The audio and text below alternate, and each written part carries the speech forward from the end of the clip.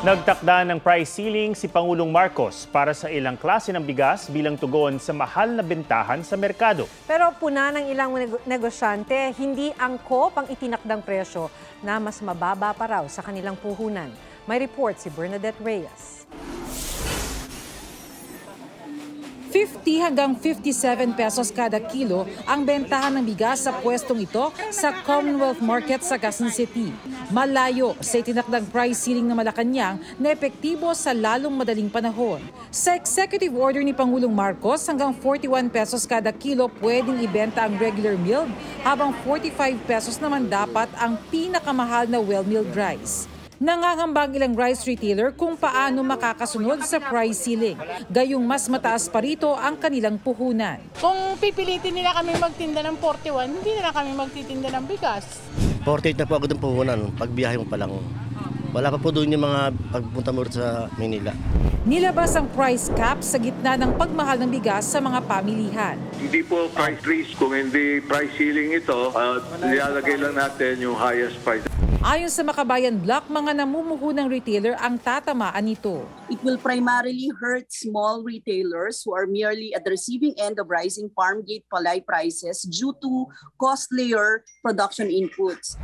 Pero para sa grupong Bantay Bigas at Kilusang Magbubukid ng Pilipinas, kaya pang ibaba sa 34 hanggang 37 pesos ang presyo sa itinakdang price ceiling. Ang ibinebenta nila ngayon ay yung inani po nung nakaraan.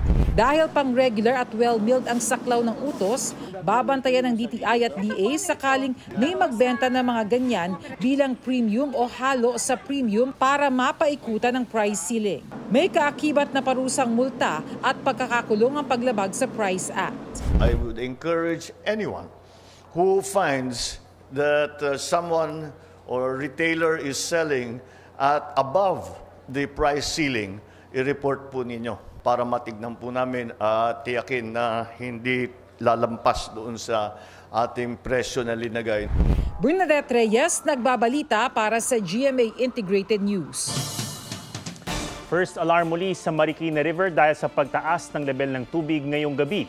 Ang mga landslide at pagbaha namang naranasan sa ilang lugar sa Luzon, bunsod ng habagat at nagdaang bagyo, tunghayan sa report ni CJ Turida ng GMA Regional TV 1 North Central Luzon. Tanggal ang bubong at pinto ng ilang silid. Kabilang iyan sa iniwang pinsala ng Bagyong Goring na sinabayan ng pagtama ng umano'y buhawi sa Licerio Antiporda Senior National High School sa Bugay, Cagayan. 80% ng eskwelahan ang nasira. Sa Barangay Padayan, baha naman ang sinusuong ng marami. Ekta-ektaryang palayan sa bayan ng Kamalanyugan, nagmistulang lawa. Gumuho naman ang malaking bahagi ng tulay sa bayan ng Santo Niño. Sa boundary ng Baguio at Tuba Benguet, nagsibagsakan ang naglalakihang tipak ng bato. Kaya pinaiiwas munang dumaan doon ang mga motorista. May landslide din sa Claveria, Calanasan Road sa Apayao.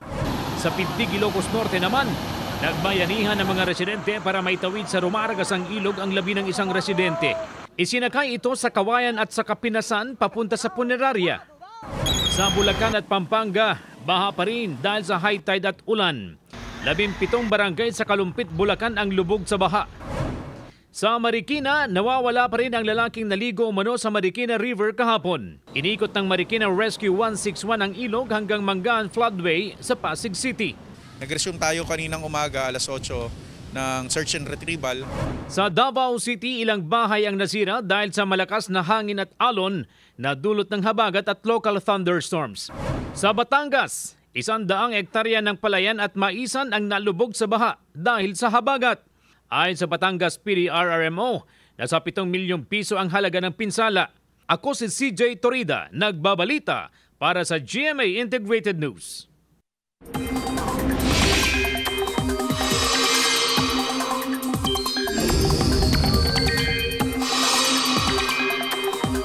Mga kapuso, posibleng magpatuloy ang maulang panahon ngayong weekend. Sa latest bulletin ng Pag-asa, huling namataan ng Bagyong Hana sa layong 710 kilometers east-northeast ng Itbayat, Batanes. Kumikilos ito pakanluran sa bilis na 15 kilometers per hour. Hindi pa rin ito inaasahang tatama sa lupa at posible ring lumabas ng PAR sa linggo ng hapon o gabi. Pinalalakas ng Bagyong Hana pati ng Typhoon Shola o dating Bagyong Goring at severe tropical storm Kirogi ang hanging habagat, kaya asahan pa rin ang maulang panahon. Sa datos ng Metro Weather, maulan bukas sa halos buong Luzon, Western Visayas at ilang bahagi ng Mindanao.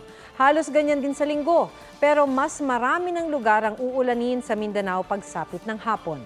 Sa Metro Manila, mataas din ang tsansa ng ulan ngayong weekend. Nakaamba ang unang oil price hike ng Setyembre sa susunod na linggo. Ayon sa isang oil industry source, posibleng hanggang piso ang itaas sa kada litro ng diesel, habang hanggang 50 centavos naman sa gasolina.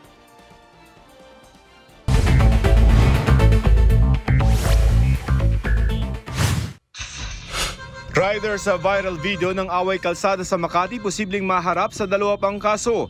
Sumuko gabi si Angelito Rencio sa Makati City Police. Nagpakita raw ito ng iba't ibang peking ID ng AFP, PNP at media, pati na rin tsapa ng CIDG. Gagamitin itong basehan para sampahan siya ng mga kaso kabilang ang falsification of documents. Lumabas sa investigasyon na hindi sundalo si Rencio, kundi miyembro ng isang security agency. Inamin niya ito pero tumanggi na siya magbigay ng iba pang detalye. Nakuha sa kanya ang isang baril na nakarehistro sa ahensya. Bukas isasailalim siya sa inquest proceedings. Police Brigadier General Rodico Maranan itinalagang pansamantalang hepe ng QCPD. Dating PAO Chief ng PNP si Maranan. Pinalitan niya si Police Brigadier General Nicolas Torre III na nagsumite ng courtesy resignation sa gitna ng issue sa panunutok ng baril ng isang dismiss na pulis sa isang siklista sa Quezon City.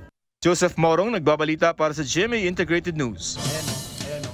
Sasagot daw ang Pilipinas sa bagong 10-dash line map ng China, sabi ni Pangulong Marcos. Pero hindi niya idinetalye kung paano. Anya, patuloy na didepensahan ng Pilipinas ang ating teritoryo at hindi nagbabago ang posisyon ng bansa pagdating sa kung ano ang sakop natin. Patuloy raw na igigiit ng Pilipinas ang international law kabilang ang UNCLOS. Sa bagong 10-dash line map kasi, isinama ng China ang ilang bahagi ng Exclusive Economic Zone o EEZ ng Pilipinas. Maging ang India, umalma dahil isinama rin sa mapa ang ilang bahagi nito. Nauna nang pumalag ang Malaysia, Vietnam at Taiwan. Git naman ng China Foreign Ministry, regular na naglalathala ng mga mapa ang China para may standard na sinusundan ang lahat. We have not changed our approach. It is other countries around us that have changed their approach. Now the 9-dash line has been extended to the 10-dash line. And so these are we have to respond to all of these, and we will.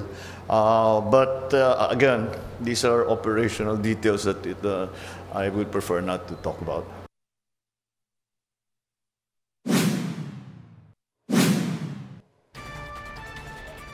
Mahigit 70 na ang nasawi kabilang ang 7 bata sa sunog sa isang apartment sa Johannesburg, South Africa. Pagmamay-ari ng municipal authorities ang gusali na tinitirhan umano ng mga homeless o walang permanenteng tirahan. Inaalam pa ang sanhi ng sunog. Tinawag naman itong malaking trahedya ng presidente ng South Africa. Samantala, pinara ng mga pulis ang kotseng yan sa Nebraska, sa Amerika. Ang nakasakay kasi sa passenger seat, isang toro. Ayon sa mga pulis, may abiso sa kanila na may ibabiyaheng toro sa lugar, pero di nila inasahan na ganyan kalaki. Nagbigay na lang ng warning ang mga pulis at pinauwi sa driver ang toro. 2 pang pulis Metro Manila ang sinibak sa pwesto matapos magpositibo sa droga. Hindi pa sila pinangalanan, maging kung saan sila nakadestino. Sa ngayon, inassign muna sila sa Camp Bagong Diwa. Nauna nang sinibak sa pwesto ang hepe ng Mandaluyong Pulis matapos magpositibo sa random drug test at confirmatory test.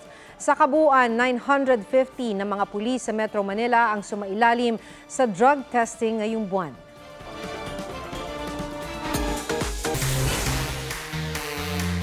Jungkook turns 26 today at isa sa mga unang bumati ang co-Bangtan member niyang si Jimin.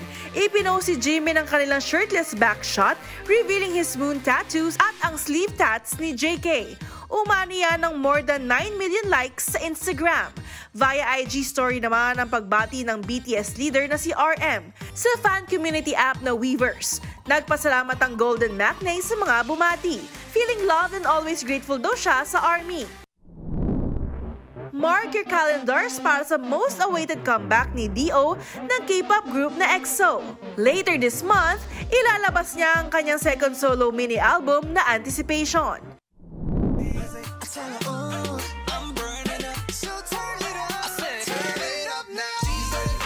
Featured sa Dirty Dancing Jam joined remix ng New Kids on the Block sina Joshua, DK at Dino ng Korean boy group na 17. Ang collaboration ay in celebration of the 15 years in the industry ng American pop icon.